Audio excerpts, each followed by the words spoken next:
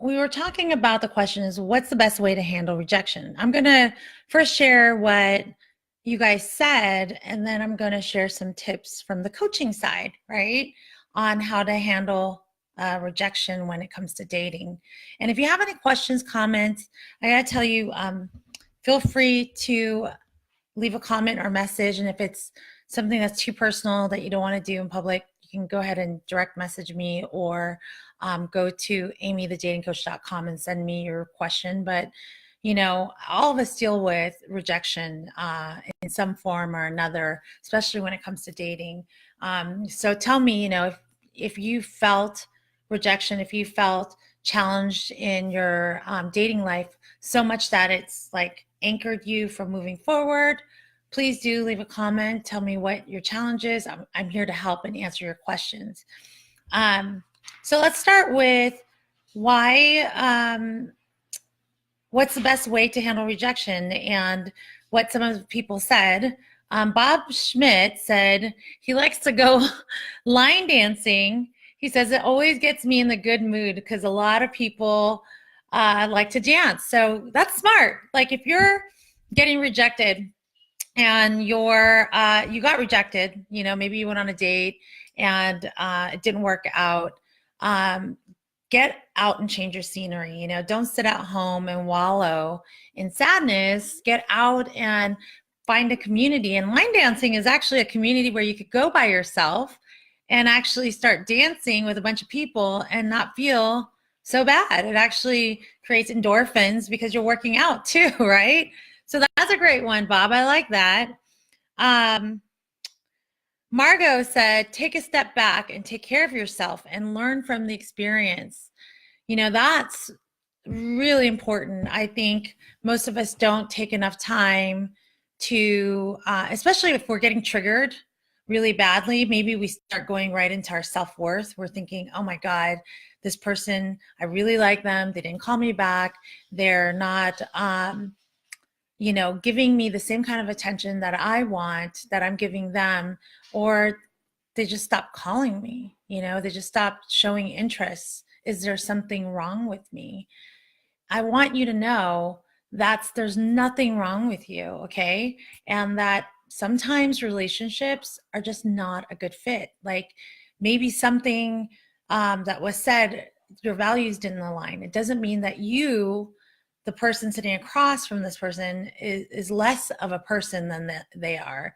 You just aren't aligned, you know? And if you could look at it that way, it'll help you handle rejection in a much better, positive way. And learning lessons, maybe, just maybe, there is a habit that is a major turnoff.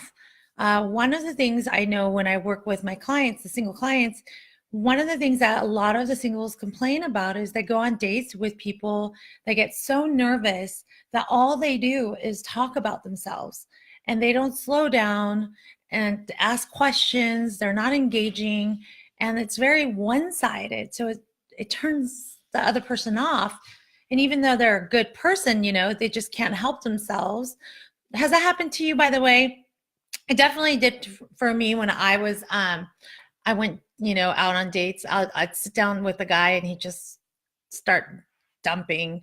And I think he would ask me one question and then he would like ask it so he could keep talking about himself. And if that's you, that's a major no-no. That's a skill set that possibly can be worked on your side. So that's where the learning lessons come in. That's where sometimes we have bad habits. We have great habits too. We have great skills and some really bad habits that we need to work on, right? And that I can definitely help you with that. I do work with clients and teaching them how to, you know, engage and attract people through conversations, through connecting in a deeper, vulnerable way. If you have a hard time with vulnerability, that could be one of the things putting people off, because it's an unspoken thing that's going on, like your body language, maybe your arms are crossed, maybe you're looking down when you're speaking, and it shows that you're closed off or insecure, and the person sitting across from you is like, well, this person's probably not that interested in me, or I'm not bringing out the best in them, so I'm not going to go out with them again. right? So if that's some of your challenges, definitely message me and I can see how I can help you. Catherine said something really good. Catherine said self-care, like when she gets, goes through some type of rejection, she goes and gets a massage or listen to guided meditation. I think that's a great idea. I know when I feel like, a little bit challenged or maybe fearful or insecure about something, the first thing I do is reach for my guided meditation. And guys, I'm like the person that used to say, I don't meditate. I don't do that. I keep thinking, I promise you with practice, you can calm that mind, and meditation really gets you out of the funk. It's like medicine for the soul. So I highly recommend it. There's apps out there that are cost like barely anything. There's free apps that you can get on YouTube. I go on YouTube and type in guided meditation, for positive thinking, if I had a crappy day. So I definitely think those are great tips. So from the coach's side, though, I want to give you my tips. And again, I'm going to go ahead and put this on. If you guys have any questions, comments, if you've been in the shoes of being the rejecter or getting rejected, give us your thoughts. Like, what do you think is the best way you handle rejection, or how would you like to be, what is the tool that you use to help you get out of the funk? Okay. From the coach's side, I will tell you one of the things about rejection is expectations. I think it's important for us to slow down. I think what we do is we create this high expectation for love, fantasy, like, even when we're online dating and maybe we talk to somebody and we have really good phone connection, and then all of a sudden we have this idea in our head, oh, this could be the one. I'm going to marry this one. This is amazing. And he or she is so attractive. We build this person up so high, and we don't know anything about them except for what they put on their profile. We barely know them, right? So what I want you to do from a coach's standpoint is to really slow down and realize you're meeting the avatar. This is the person that they've said that they are on the profile. They said, they haven't written their, showed you their flaws. They haven't said anything about anything deeper to you, okay? And so your goal is to, number one, slow that down, go to the date. And I actually would call it a meetup. It's not even a date. Go to the meetup, and at that moment, start getting to know them. Don't take all that history that you saw in their profile and just assume that they are the person they tell you they are. It's your job to be, one of my clients she used to say the investigative reporter. And I love that. It's like, get the details, get to know this person, really find out if their words really match who they are, or were they just lying, because people lie on their profile. We don't say, hey, I'm messy and I'm disorganized, or I'm always late. We don't say those things on our profile, right? We find those out as we get to know someone when they start getting comfortable. Okay. So when you meet with them, get to know them and pay attention to how they're treating you. Because that's what, to me, it doesn't matter how much money a person makes. It doesn't matter how attractive they are. It doesn't matter what kind of car they're driving. If they don't treat me well, and they don't treat me like a priority, then they're out. I don't want them. So I focus on how someone treats me rather than their social status or the things that they have. Do you guys agree with this? If you agree, please give me a thumbs up in there and tell me, like, this is like, I'm not alone here. Because I think a lot of us, and I used to fall for the packaging trap. If you have my dating traps ebook that I give away on my website, you'll know that that's one of the first traps, is the packaging trap. And I used to fall for that all the time, thinking, oh, this person is good on paper, so they must be a good person. No, that's not true. a good person is somebody that treats you well and thinks about other people. That's not a narcissist, not a taker, right? That's somebody that's giving just as much as you are. So when somebody like that has social status, all that stuff, and they don't like me and they don't call me back and they're not, showing interest in me, that's fine. I'm good, because that's not rejection to me. I definitely know that this person is not a good fit.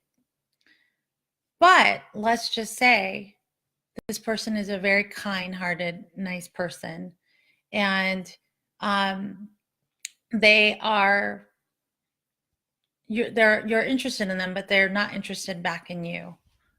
What do you do? How do you process that? How do you not take a lot of it, take that to heart? It's hard. I'm not going to tell you to deny your feelings and think positively, because that's BS. Sometimes things suck, right? But if you can expect it, right? That's really, when we were talking about expectations, is lower your expectations to understand that sometimes you're going to meet people that you like that aren't going to like you back. But you don't, you have to realize it's the same thing when the shoe is on the other foot. When somebody's really into you and you don't like them back, but they're really nice people and they're really kind, but it's just not a good fit, it's okay. If you come up with that attitude, then when you expect it, it doesn't hurt so bad. It's when you have this ideology that everything is perfect, when you want it and your expectations are high, that's when you get your heart broken. And then it's really hard to let go. So think of it as leaning into the discomfort. And every time you do, you have this chance of meeting somebody. But if you stop dating and you just stop completely dating, then you're never going to meet anyone. You're really going to just meet your mailman. That's it. So rejection is part of the dating process. And unfortunately, it hurts sometimes. But like I said, allow yourself to process it, allow yourself to feel it. Then go ahead and say, okay, I'm giving myself an expiration date.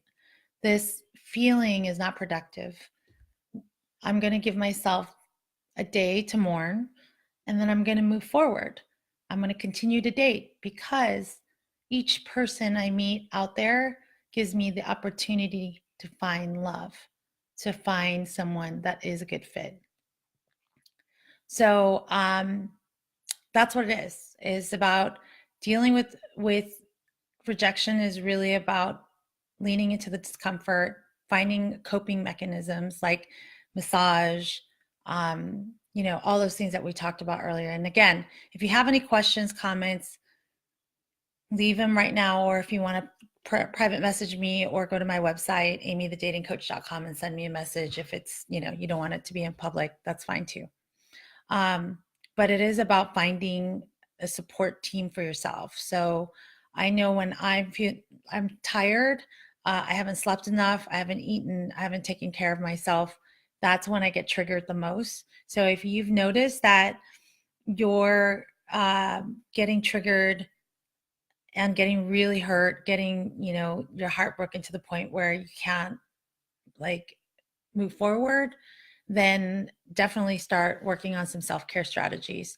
And let me know what yours is right now. Do you have one? What do you do when you try to move forward, or you're trying to let go? Because your story can help a lot of other people. So I'm going to go ahead and open for questions. If you have any questions right now, I would love to answer them. You have me live. Otherwise, if we don't have any questions, I'm going to go ahead and jump off, but I'm going to just wait a few minutes to see if you guys have any questions. And speaking of, I'm really excited. I know you guys have been hearing me buzz with the online dating class. I'm excited because it's going to be really good.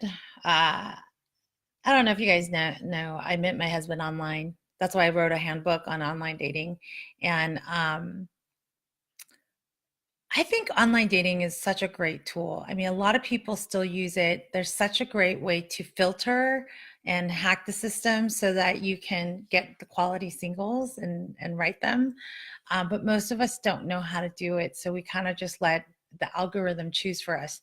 Problem with the algorithm, I think, is that it doesn't gauge chemistry.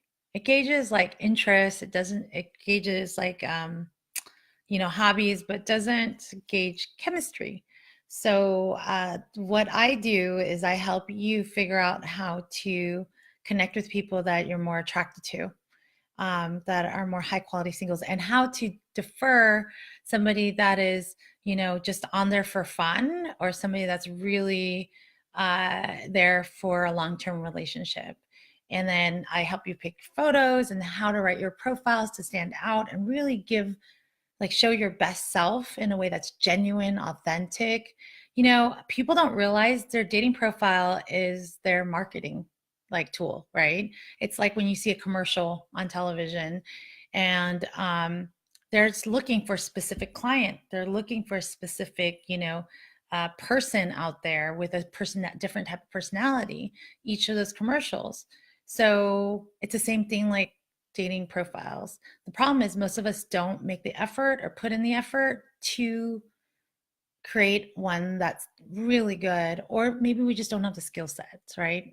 I have been doing it for 6 years, so I definitely know what works and what doesn't. And my clients have gotten married, meeting online, so I definitely know the way around it to make you sound awesome, right? And authentic. So if you're interested in that, please go to amiethedatingcoach.com, send me a message. I'm going to do the class, and I work one-on-one with people on that too. So it's whatever you want to do. I'm not getting any questions, so I'm going to go ahead and end the feed. But I just wanted to say thank you so much for joining me. My goal here, honestly, is to make the world a better place, one relationship at a time. And most importantly, I want to help you as a busy single start dating mindfully, consciously, so that you can find love this year, not next year, and not settle, but really find a conscious relationship. All right, till the next time. I'll see you next week. Bye.